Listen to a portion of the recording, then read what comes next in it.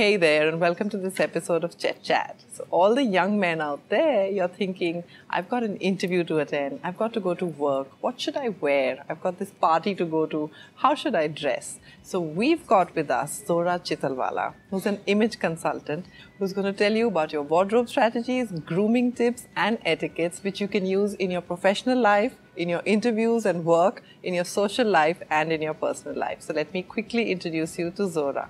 Zohra, welcome to the show, and thank you so much for taking out the time to be with us. It's been a pleasure. Thank you for inviting me over. You know, we've got the young men out there watching this show, and they range from like 13, 14 sometimes, going all the way to 40 and sometimes older. And they're thinking they've got to go to work, they've got interviews, they've got this important social event.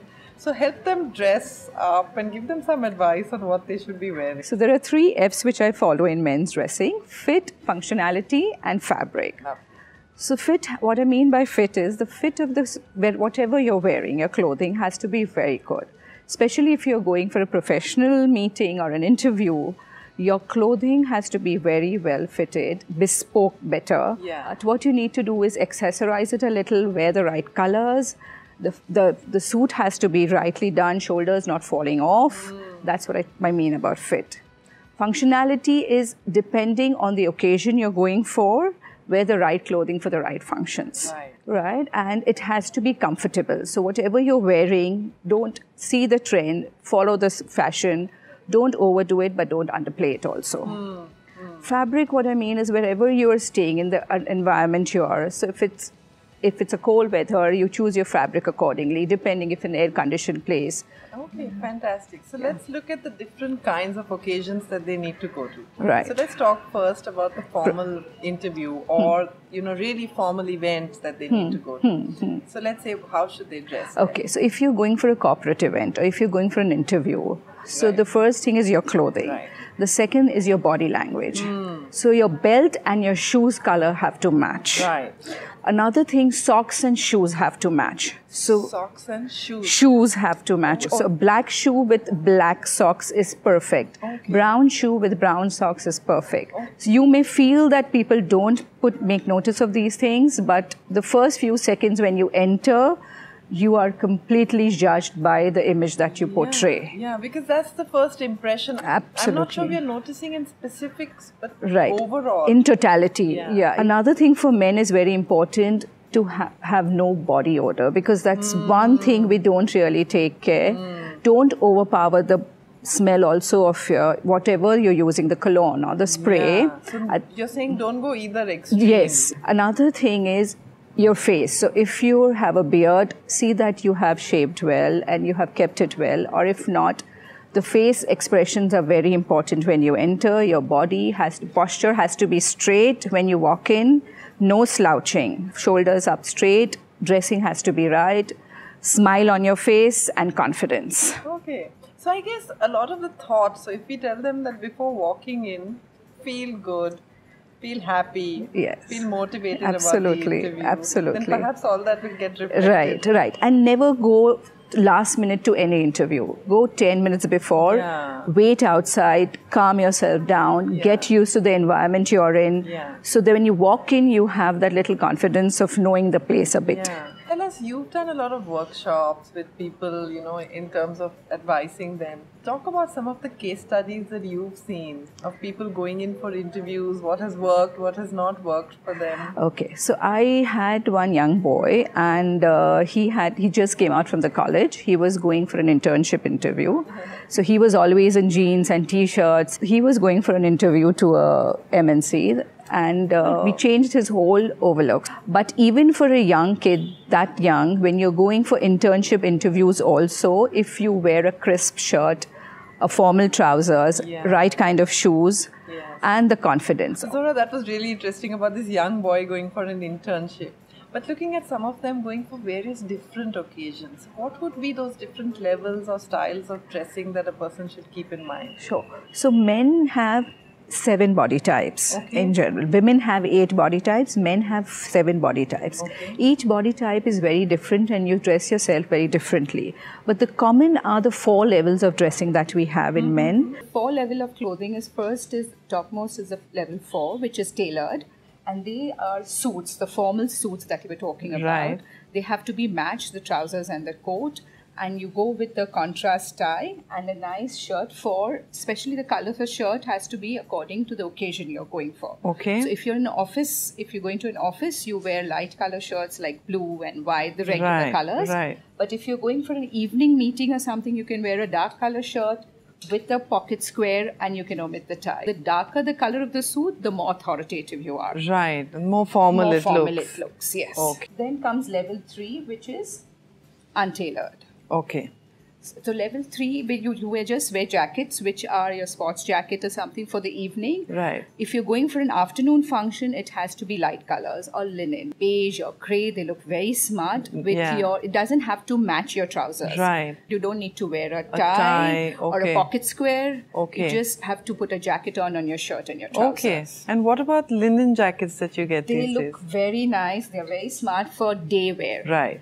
And then comes your untailored, level 3. So these are the clothes which you just pick off the rack, the shirts which are ready-made around, the chinos that you wear, the trousers that you wear. These are specially for an evening out even with your colleagues, just you go for a drink or never wear checks in your formals. So when you're wearing stripes, men should avoid wearing horizontal stripes. Right. Vertical stripes gives you little length, gives you little authority. Horizontal stripes make you look broader. Yeah, and a little casual. And the closer the stripes, the more formal it is. Right. So even the distance between the stripes do matter. Yeah, like a pin stripe can be almost formal. Yes, it is very formal. Yeah, very formal. Yes. Level 4, that is casual, and this is a jacket which you can just wear with your friends, and it's like a biker's jacket. Yeah, like a nice leather one. Yes. And then is your t-shirt and your shorts. Okay. So these are completely casual, level 4. But I notice you've kept the collar on the t-shirt. Yes, the collars are a must if you are with your business associates.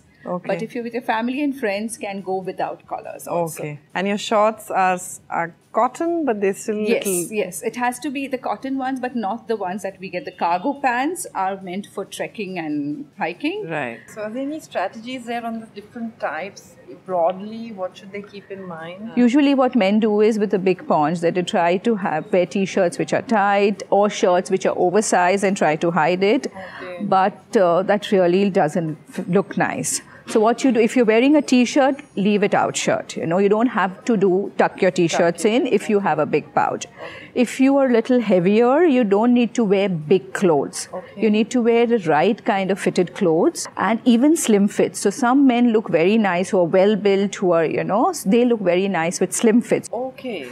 Yes. That's contrary to what we thought. We thought only the slim men should wear slim fits. Yes, no. But it really helps you to hide your flaws which are there in your body. Okay. Let's talk about colors when you're dressing for men in particular. They sometimes tend to go with the conventional colors. Yes. So would you want to? For men, I think wearing loud colors is a big no. Yeah. So, but now men experiment with colors. So there are beautiful lilacs, there are pinks, which look wonderfully if they're paired with the right colors also. Yeah. I always feel that if any piece of clothing that you buy has to have 3 different matchings in that. Okay. So if it's formal, casual, whatever it is, but if you can wear a shirt with a suit also, sometimes without it, and it looks nice, any clothing can be having 3 matching in the cluster in your wardrobe. So really what you're saying is that whatever we buy, we should have multi-use of the same. Yes. It has to be sustainable fashion, whatever you're buying. So you don't need a very big wardrobe, So Zohra, moving on from the wardrobe strategies, let's look at some etiquettes that they can use both at the workplace, in their social life, and perhaps at an interview.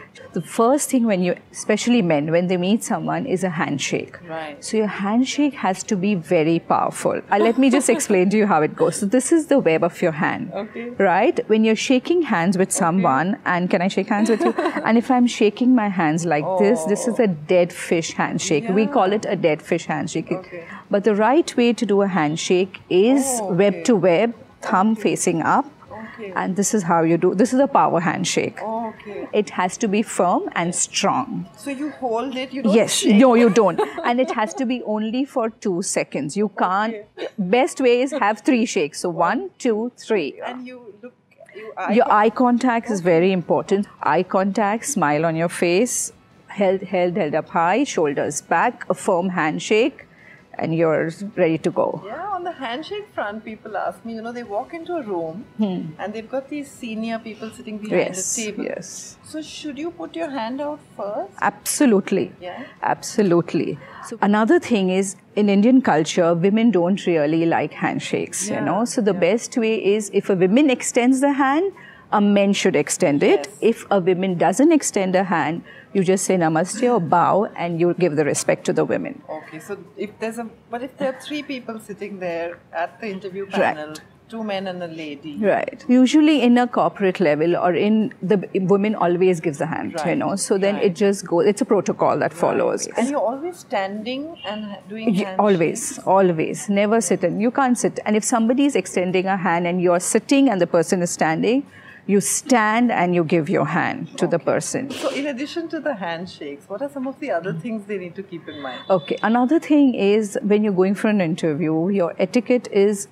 even if you feel that you're a little nervous, don't show it, Keep smiling. Smile kills it all. Yeah. And the twinkle in your eye. Yeah. Eye contacts are very, very important in interviews. Yeah. At the same time, I would say, when you're talking to someone, you don't stare at someone and talk in an eye. What I mean by eye contact is, you just move your eye away for a few seconds and again you see at the person, So to indicate earnestness and absolutely, truthfulness in absolutely. And confidence. I would always say that in interview, confidence is what builds you. And how about sitting down? So you go in, you shake hands, and they haven't asked you to sit down. Right. So what should you do? You wait till you're asked. Okay. So you don't pull the chair and you sit down. Okay. Yes. There are different kinds of interviews that you usually have. Right. So you have personal interviews where you go to the office. There are informal interviews also which are done outside. In that place also, your body language, the way you communicate with people around is noticed. So one more question I get asked is the visiting card. How do you present the visiting card? So you always give it with your 2 hands. Okay. And the visiting card, whatever the name of the person is, facing the person you're giving to. So that they can read it. They'll immediately read the name of the person. Right. And you sort of smile and just bow a little and you give it. And it's a little awkward because you both take your visiting cards out at the same time. Right. And we've both got both our hands. Yes. We're holding on to the cards. Right. So, I think you just in the situation, whatever it is, you just have to adjust accordingly. Then take and yes. And then should you read it or should you? Always read it. Always read it because it's very insulting when somebody gives you and you just put it back in your pocket. Right. So just give it a glance and read it and give a smile and just appreciate what the person does. Okay, so maybe make a comment about absolutely, the job or the location yeah. or It's just logo. you're just absolutely 80% of your first impression and your impression that you create and the image that you create in front of somebody is non-verbal. The 20% is verbal. Okay. So I'm not saying that what you've studied and what you need to talk is not important. Yeah. When you say non-verbal, what are the things absolutely. To do? Like hands in pocket kind of? No, what non-verbal means your body language, your facial expressions, the way you dress up, but the way you carry yourself is what is non-verbal. Sometimes I notice that they have client meetings over a dinner.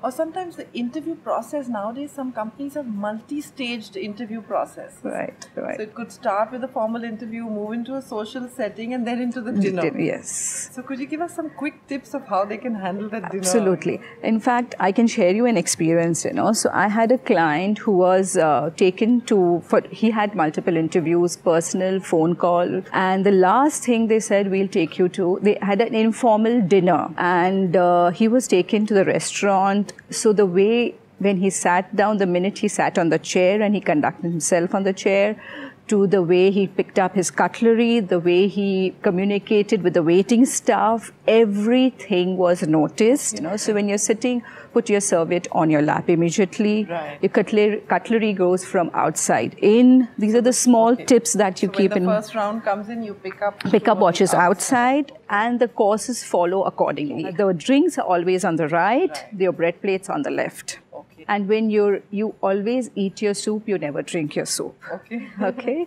Another thing I would like to share, I had that experience, and there was this interview of 2 gentlemen, they had passed all the kinds of different levels of interviews. The last one was dining, and they were taken to a restaurant. The soup came in, the soup was served on the table. One of them picked up salt and he added to the soup and he ate the soup. Oh, okay. That gentleman was rejected. He was not given the job. I think he didn't taste it and he just put the salt Absolutely. in it. So it was they just felt that he makes rash decisions. He doesn't think before he takes any action. Wow. Yeah. Anything else on the dining front you want to talk about? Like, where should I keep my hands? Never have your elbows on the table. Okay. So you have your wrist on the table while eating. When you're getting up to go, if you want to excuse yourself to use the restroom or for any other reason, put your napkins on the chair. Never put your serviettes on the table and walk out. If you're halfway through the meal. Yes. Another thing is while you're eating and if something gets stuck in your teeth, we usually tend to remove it and it's very, very unethical. Right. What you do is you get up, excuse yourself and go to the bathroom and do it. If you feel there is no way you can do that, then you cover your mouth and then you clean your teeth. But try not to do it on the dining table. What about making conversation? So you're on a large table and there are 8 or 10 people.